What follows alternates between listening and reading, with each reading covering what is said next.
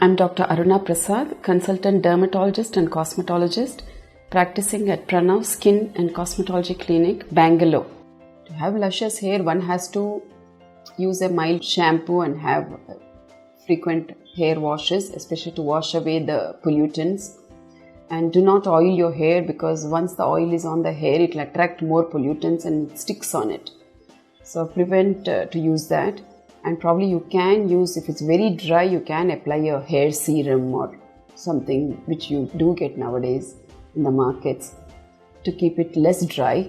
And if possible, when you're bursting crackers and all that, use a head cover to protect your hair from the pollution. For more videos, please subscribe to Dr. Circle.